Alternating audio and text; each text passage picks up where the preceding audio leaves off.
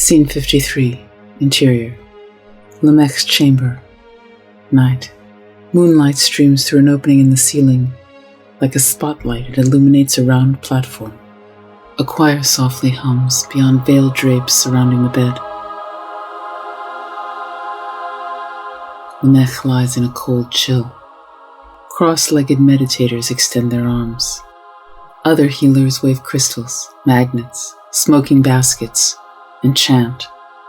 Aedon softly tiptoes in, meeting Faeraud. Methauslan, the family elder, leans in to inform. The healers and medicine men have exhausted their remedies. We've sent for the Asterians. The Asterians? Certainly they can do little, though they'll pretend they are able to make him well. My son, death lies at your heels, and yet a successor to the throne you have not named. Methauslan pushes Faeraud toward the bed, as if to nominate him for the position.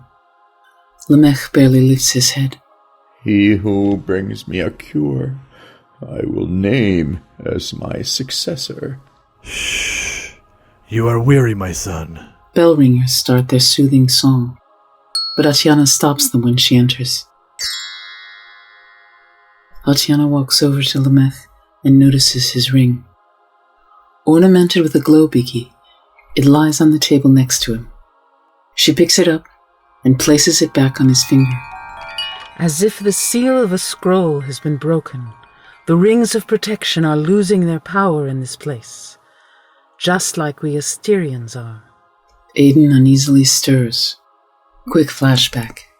Interior, Faeraud's chamber. The opening of the scroll of water. Back to scene. Palm down, Atiana moves her hand over Lamech's body, closing her eyes as if reading the braille plate of a blind man. I hesitate to speak. It appears as if some evil has been placed over this bed. Perhaps, She opens her eyes. Hidden enchantment. I will need to confer with the Asterian Council regarding what they may see. Confer with the Council? Why, they are on the Asterian moon. Certainly Lamech will expire by the time you return. Ambassador Talop steps in. A certain place, locked up and forbidden, once accessible, holds a taste of an everlasting cure. Fruit from the foreverlasting garden? I could lead an expedition to recover the cure from my father. Faeraud kneels down by Lamech's bed, holding his hand. You cannot just help yourself to its fruit. King Yaswen placed a molten protection to guard against anyone entering the grounds. Yaswen has been gone for 600 sun cycles. His guards have left ages past. The old bridge certainly has crumbled by now. A Kanga waiter bounces in with a bottle of wine and refills Lamech's glass. Faeraud grabs the bottle away as he stands up.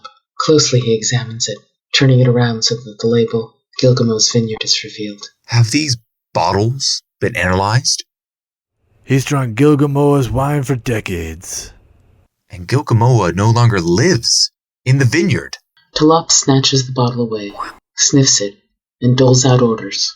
I'll have the wine tested immediately. Faeraud, do what you can to bring a piece of the magical fruit, quickly. There can be no journey to the grounds.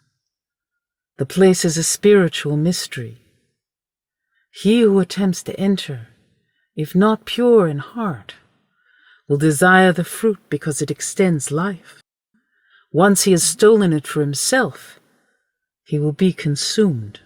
What about you, Atiana? Could you not make the trip?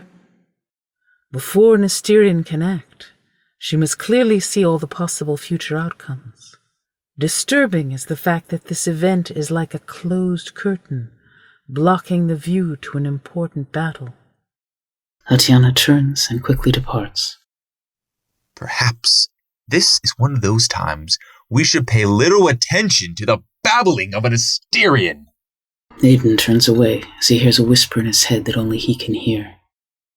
Aedon, come. Follow. Discreetly, Aedon bows from the room. Interior, Irem, corridor. Cautiously, Aedon walks, peering into each passing doorway, until it leads him into Atrium, night. Passing a cascading fountain, Aedon stops. Illuminated by a moonbeam from above, the lady in white turns around to face him. You wear the charm I gave.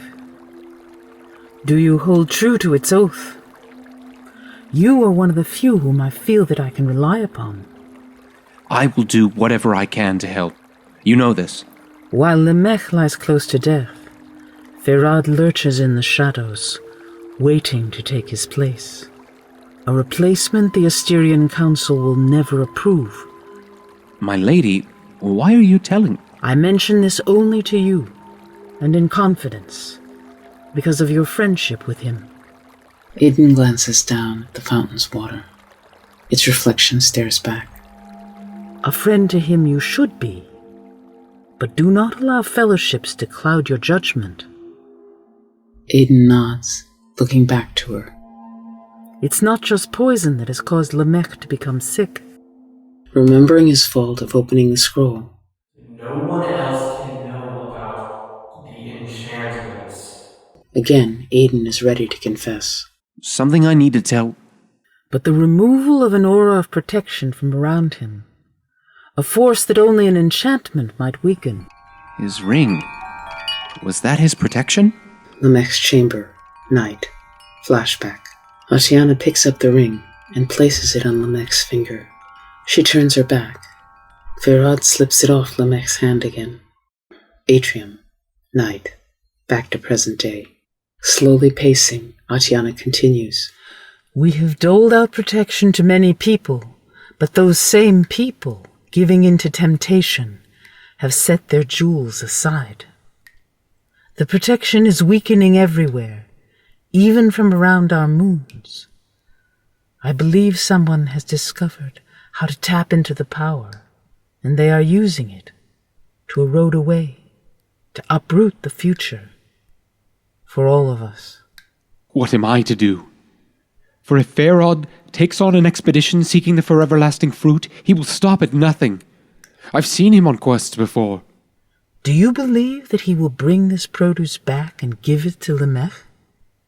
Or would he keep it, even a drop of it, for himself? Aedon looks down again. If one were to visit this place and discover the tree, he must not pluck the fruit from its branches, but instead patiently wait. Let the fruit come to you.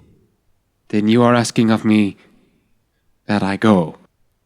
Aedon turns around to face Oceana, but she's gone.